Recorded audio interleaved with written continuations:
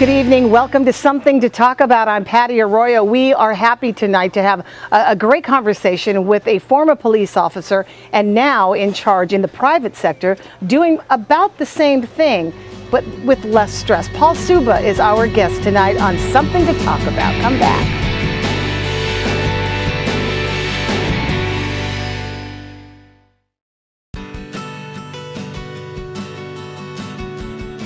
Hey, good evening. Thank you for joining us tonight on Something to Talk About. We are at King's Restaurant in Tamuning, as we always are, and we are graced with the lovely food display, which is the fresh fruit du jour.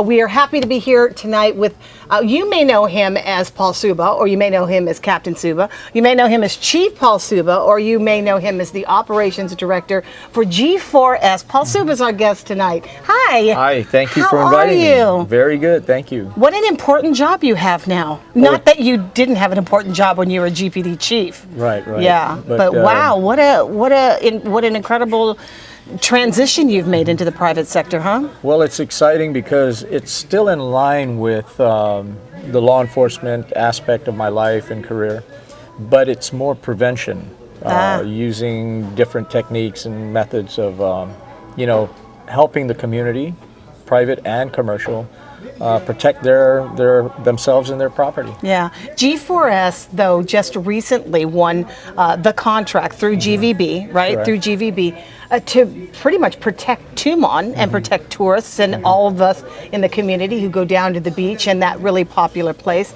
I think this is what the police department could not do for many years, for many reasons, budget constraints, probably manpower shortages. Right. Definitely, G4S has really fit in and plugged up a lot of these security holes.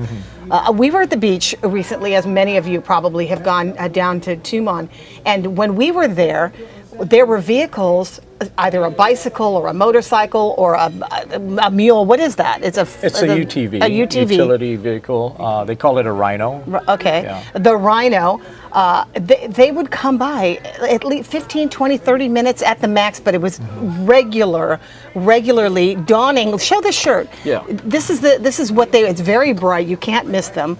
This was of course, designed by GVB. Okay, right? so of course that's the symbol. But then when you turn it around, there's no doubt what they're doing, and I think that these are some pretty impressive letters here to show our guests and our residents that that they are on patrol to bring for safety.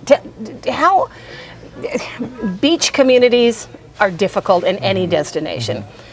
Guam has also been notorious for having some pretty bad people that hang out at the beach from late in the evening until early in the morning, right? Well, it's a combination of things. Not only the people that prey on our tourists and locals, meaning thefts or robberies, but to prevent drowning. I don't know if everyone's been watching the statistics on drowning that occurs around our island, but Tumon, for the longest time, had probably the highest number of drownings based on people coming to the island not aware of the dangers in the ocean or in the water.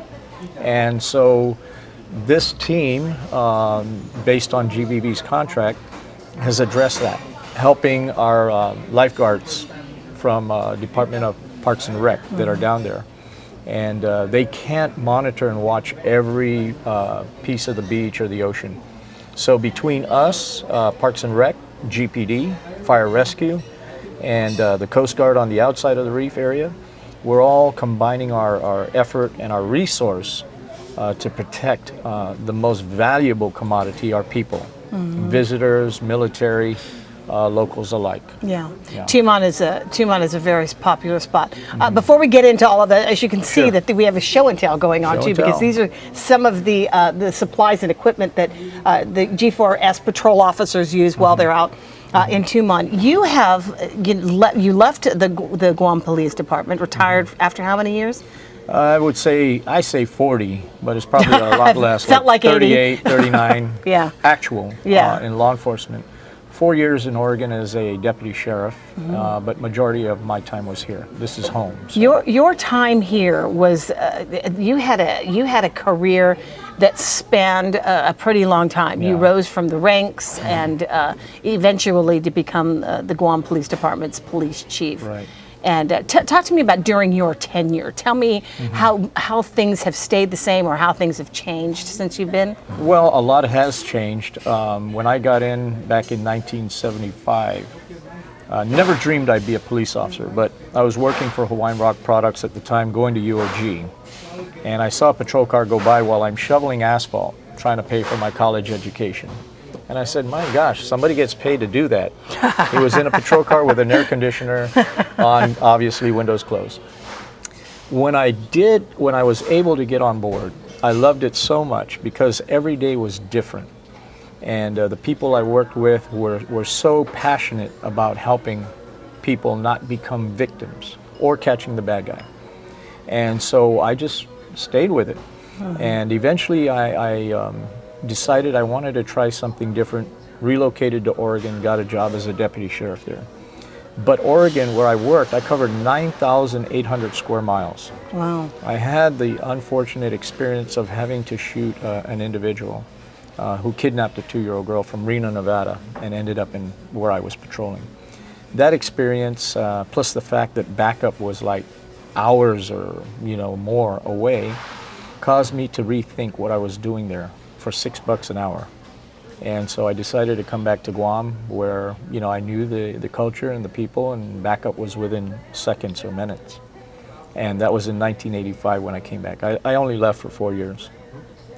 Coming back into the department, I never dreamed I'd become chief of police. I never desired to become chief of police. But I saw the needs, and some of the sayings that went amongst the patrolmen and even civilian was, we've seen chiefs come and we've seen chiefs go.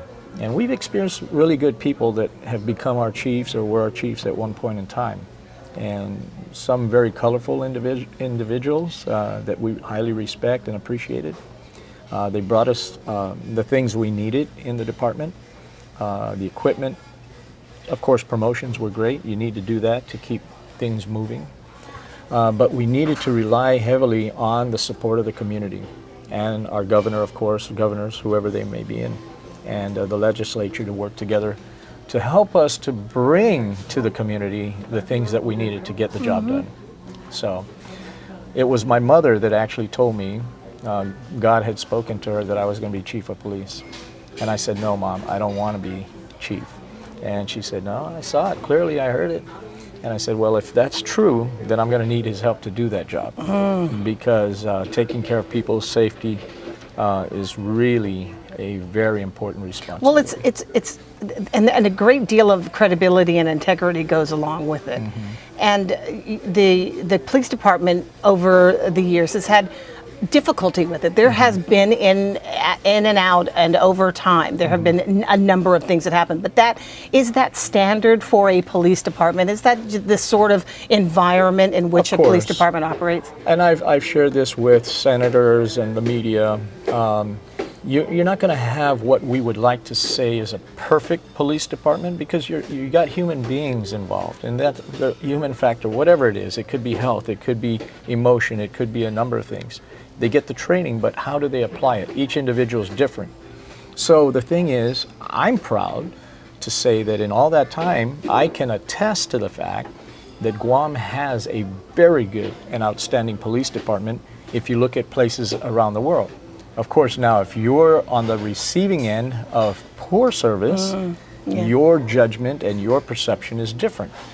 But that doesn't mean we can't regain your trust and belief, because every generation of new officers coming in, can bring better things to the table. Well, how do budget constraints of the department, specifically the Guam Police Department, over those years, how do those budget constraints bleed into the force and affect the officers? Yeah, well, and that's a big thing. We always say public safety, education, and public health are the priorities. Of course, for us, we're prejudiced in the department. We'll say, in order to take care of education, students being safe in school, particularly with this trend and era of shootings in the schools and campuses, you need public safety to take care of them so they can have a peaceful, secure time in school or campus. you also need public safety to help with the preventing crashes and accidents, so you don't overload the medical staff with issues of trauma when they could have been prevented. Take that medical staff and afford it to the people that couldn't help getting sick because of natural, diseases or what have you. So the budget is really based upon how the community, working with our government, decides where they want to put their money. And you see that every election where they're saying, hey, public safety, man, health, education. Well, when the politicians start looking at it and saying, we're going to stick to our guns and we're going to fight for these things and do it beyond the election campaigning, then you'll see that transformation. There will be more support to the community. And I am happy. I've seen a lot of good things come to the police department. When Ishizaki was chief of police, he did a lot of the things we asked. Promote the people. They hadn't been promoted for like 10 years, a decade. You need to move them up so you can bring in new blood and promote them up. And then vehicles, equipment we needed, he got those.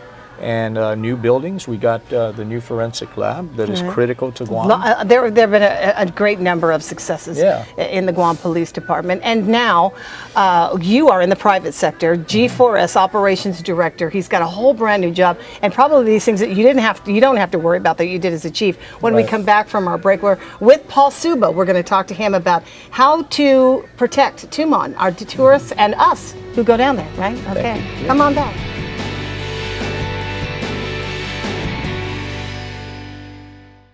I'm glad you took a break, as I just realized that I'm in charge of picking up grandchild today. Oh, even me. Welcome back to Something to Talk About. Our guest tonight, G4S Operations Director Paul Suba, who is a former police department officer as well as the police chief, and now in the private sector. I said right before the break that you must be really grateful not to be in the business where you had to make sure the personnel were paid and the equipment was there and fighting for your staff and for your operation in front of lawmakers. You hit it on the nail on the head. A lot of stress because, again, the responsibility of the chief, whatever your personnel do, the buck stops with you, as even our former chief, Colonel Scambaluri, would say. Right. And I agree with that. I think my hair used to be a lot darker. I don't remember when it all of our turned hair used to be white, a lot darker, yeah. But the stress level is just incredible. On the other hand, the reward is beyond anything you could imagine. When you save a life, when you return a lost child to parents and their family, when you go to a scene and you're able to resolve or find the perpetrator, say in a homicide, and you bring closure to the family. There are no real words, adjectives to describe that much of the value behind it. The hard part of that job was telling a family member or family that their loved one was killed in the line of duty, or someone was the victim of a homicide or a tragic fatality. Those are the toughest parts of that job, or letting someone go, after an incredible amount of time in their career, and to see that end. Yeah. Well, now you are in, I think, a job that's probably pretty rewarding, very productive on a daily basis. You're dealing with a host of different people. Are you actually out on patrol as well, or are you out in the field enough to watch what your officers are doing? Well, as the operations director, it is part of my job, but my, I guess, personality, my feel or need to be close to where things are happening, so it's not just on paper, but I can visually see where the issues are. I'm out in the field. But I also have to I'm very grateful to the company for, one, approaching me to come on board. Two, we have a really good boss, Mr. Chris Gardy. He's the country manager. And he's got great vision, not only for Guam, but for Saipan. And not only Saipan, but the entire Pacific region. Bringing us all into this relationship where they've he through the company has met with the commissioner of Saipan to bring to them whatever service we've been able to do here, and the networking and relationship to include their fire department, their police department. The company has donated equipment to their department. Dededo Precinct, I think they adopted Dededo Precinct here on Guam and donated camera systems, alarms, fire alarm systems, and we're looking at more, you know. So the company, because it is global, I think we have 250,000 employees globally and Wow. growing. Right. I'm sorry, I take that back. 650,000, more than 500,000. And then they're in 128 or so thousand, Wow. you know, countries. So you're part of a bigger organization where all, Absolutely. you don't really have to worry about where the next paycheck is Support, going to come from and all logistics, that stuff. And so now you've brought a few things that we've established there, the UTVs, and then you've got the two-wheel vehicles, including bicycles. Motorcycles, we're looking at Segways, the two-wheel. Oh, the Segways, right? Deal that And you that's use a patrolling handlebar. the actual Tumon on the streets. Tumon and yeah. And again, it's not just about tourists. It's for the local community, helping them with a flat tire or giving directions, helping at an accident scene, just being available. And so during these patrols, you have your officers that are equipped with all of this stuff here. A lot this, more. This just, Oh. it just scratches the surface. But Okay. why I put this on the table, because some people think equipment has to be expensive and extravagant. Right. This pen is probably the Oh. most important item on this table besides, of course, obviously the first aid kit. Okay. And of course a phone, notebook, you take notes and you call in, whether it's contacting GPD or the fire department or what have you. Taking note, observing. Oh, I thought this pen was like a double as a like Well, a s- I have one for like you a s- that doubles as a flashlight, as a pen. Oh, okay. As All so right. I'm going to get that to you. something mechanical. Okay, and then of course the bush. Of course, binoculars, because when we look out into the ocean, you can't see exactly whether a person's struggling for their life or what. So these come in very important. You in become that. like the second eyes for lifeguards that are on duty, and then the only eyes Correct. and first In line of some- defense at some in those. time. There are pockets Yeah. where there is nothing. And in saying that, the lifeguards do appreciate the fact that we're able to help them with some equipment. Like we have the Rhino that can pull their jet ski out to where they need to launch. But again, I have, of course, vests for traffic control and being visible, the latex gloves and working with individuals with injuries, and this is very important. So some of the training that we provide and make sure that they're certified with is first aid, CPR, and the use of the AED, you know, the defibrillator, automated, so that they're able to, whether on the street or at home or anywhere, even in here, if someone needs assistance medically, they can act until the real experts come on board. You know, the EMTs, the first responder, fire department people. We talked a little bit about Ebola before the start of the show. Yeah. To what extent are you trained for?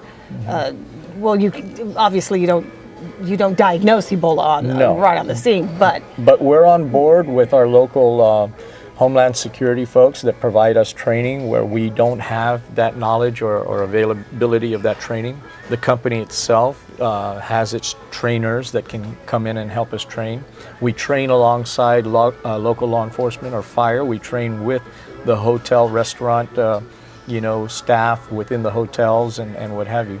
It's more awareness and how to handle a situation where you protect yourself and others around you so that if there is a contagion or a virus, at least the precautions are there. And like you said, they're not trained to diagnose and to deal with it, but let's put the proper protection in place so that there is a measure of protection so that we're now not contaminated and then cross-contaminating. yeah, okay. And do they carry weapons? There are those within the organization that do, but again, I'm very cautious about who's going to carry a weapon.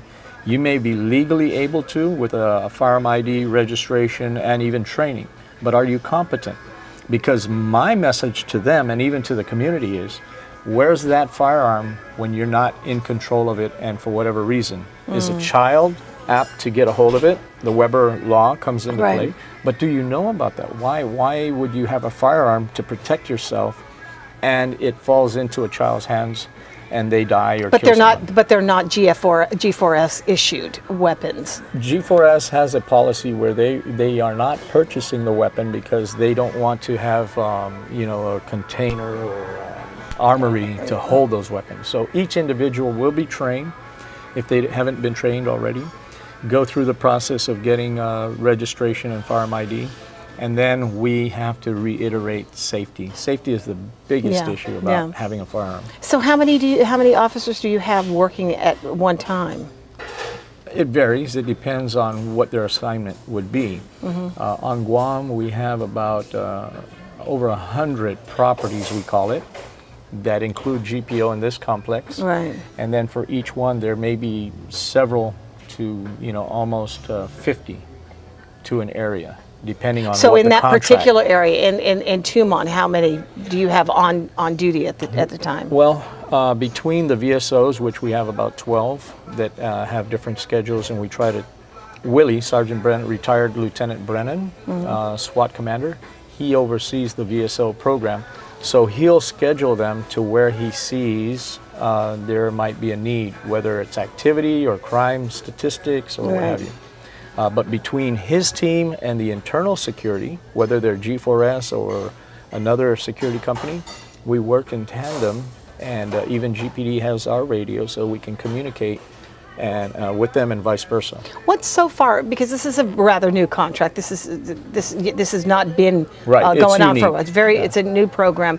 What is the level of confidence that you see in tourists as they're making their way around the destination? Right. Well, like you, your compliment to us and your observation rings true for many of the other folks, whether they be Russian, Chinese, Korean, or Japanese, and even locals. Locals have applauded our people because, like you, they've seen the G4S folks, VSOs, out doing their job.